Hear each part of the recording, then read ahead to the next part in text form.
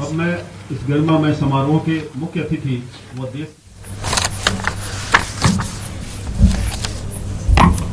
व हमारे मार्गदर्शन के लिए अनुरोध करता हूं।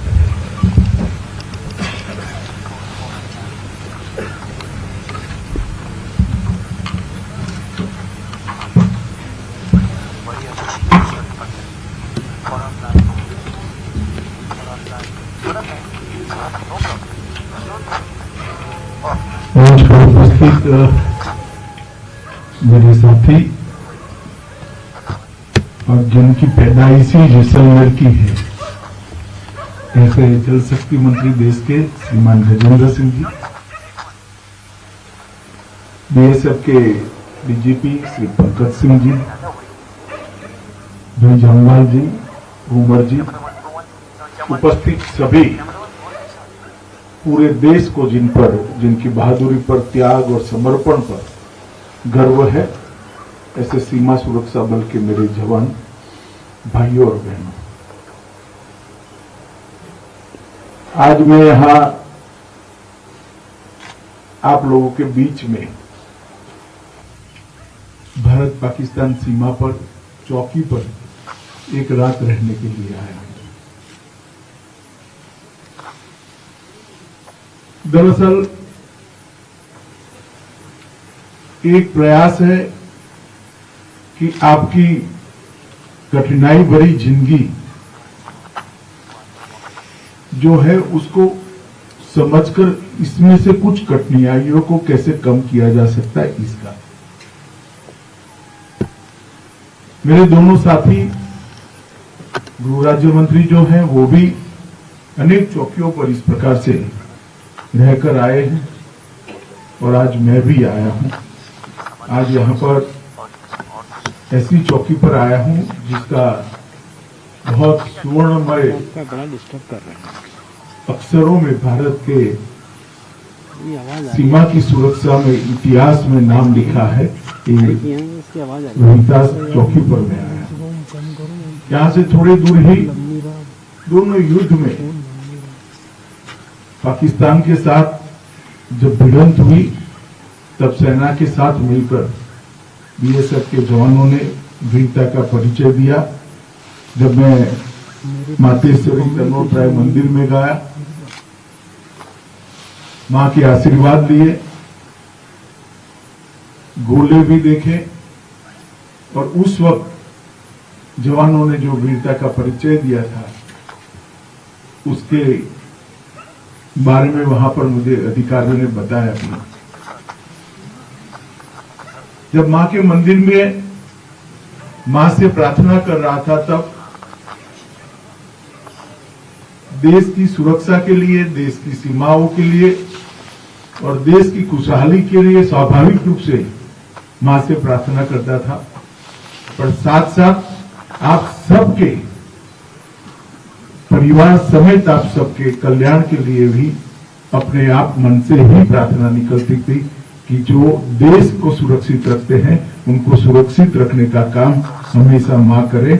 और जब मैं बाहर निकला तब मुझे गोले बताए गए, लगभग 450 गोले ऐसा कहते हैं कि वहां पर पड़े थे, मगर एक भी गोला ना फटा ना मंदिर का नुकसान कर पाया। और ये पूरे क्षेत्र की सुरक्षा वहीं से होती है, ऐसा हम सबका बहुत अटूट विश्वास है। मित्रों, आज एक छोटे से कार्यक्रम में अभी आप सभी को कार्ड देने का एक कार्यक्रम, सिंबॉलिक कार्यक्रम किया गया। इस सीएपीएफ आयुष्मान भारत का एक हिस्सा है।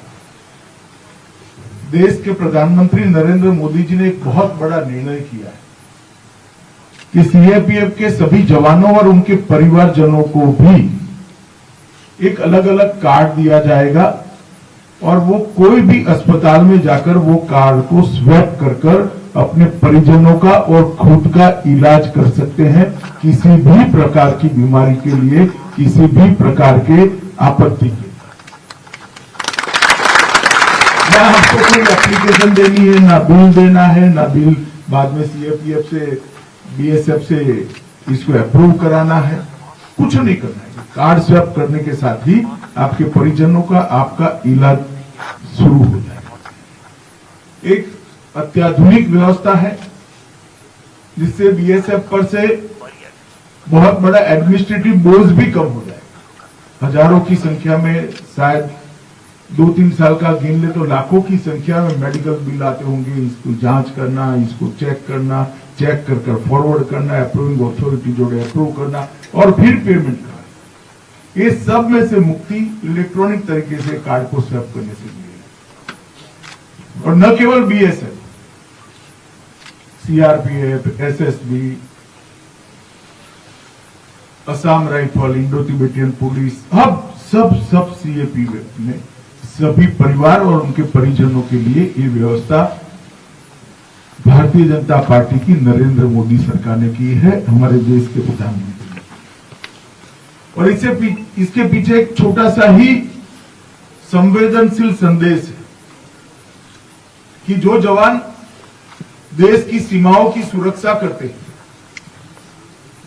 कई जगह पर -40 डिग्री टेम्परेचर होता है, कई जगह 50 डिग्री टेम्परेचर होता है। ये भी ऐसी सीमा है जहां 0 डिग्री से 50 डिग्री टेम्परेचर का वेरिएशन एक साल के अंदर देखने को मिलता है। और वहां जवान अपनी पूरी जवानी लगाकर मातृभूमि की सेवा करता है। तो उसके परिवार की और उसके स्वास्थ्य की चिंता वो जवान के कंधे पर न रहे, इसके दिल और दिमाग पर बोझ न रहे। वो भले यहां सेवा कर रहा है, अपने परिवार को वो कार्ड दे देगा तो घर में बूढ़े माँ बाप को हो या बच्चे को हो, किसी को भी बीमारी आएगी तो तुरंत ही कार्ड स्वैप कर आपकी उपस्थिति के बगैर इसका इलाज हो। इस प्रकार की व्यवस्था बहुत अच्छे तरीके से की गई है। और इसके साथ साथ हाउसिंग सेटिस्फेक्शन रेशियो को भी हम इंप्रूव करने के लिए प्रयास कर रहे हैं। मुझे भरोसा है 2024 तक इसमें हम काफी सुधार कर लेंगे और कम से कम एक साल के अंदर 100 दिन जवान अपने परिवार के साथ रह पाए, इस प्रकार की व्यवस्था भी हम अब साइंटिफिक तरीके से करने जा रहे हैं। इसके पीछे उद्देश्य एक ही है कि जो जवान अपने जीवन का सुवर्णमय समय देश को समर्पित करते हैं, उनके परिजनों की, उनके परिवार की, उनकी हर प्रकार की चिंता करना सरकार की फर्ज है और ये सर्वप्रथम दायित्व है। 50,000 लोगों का अभी रिक्रूटमेंट हो चुका है। ट्रेनिंग होने के बाद तुरंत ही और साइमल्टेनियसली चालू किया, मगर ट्रेनिंग में जाते जाते और 1 लाख लोगों का रिक्रूटमेंट चालू होगा। तो मुझे लगता है कि हम ये रेशियो को पहुंच जाएंगे। लगभग 2 दिसंबर तक 25 लाख कार्ड देश भर के केंद्रीय सशस्त्र पुलिस बलों को दे दिए गए हैं और बीएसएफ को आज तक 4.5 लाख स्वास्थ्य कार्ड वितरित कर दिए। मुझे भरोसा है कि फरवरी अंत तक सभी लोगों को अपने परिवारजनों समेत सभी कार्ड देने का हम लक्ष्य पूरा कर पाएंगे।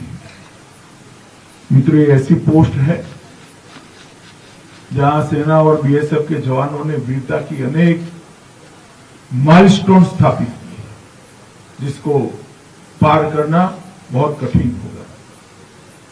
और उस वक्त लॉन्गोवाल पोस्ट पर ये लड़ाई न लड़ी गई होती तो युद्ध का परिणाम कुछ अलग होता। जिस जज्बे के साथ, जिस बलिदान की भावना के साथ और जिस देशभक्ति की उच्चतम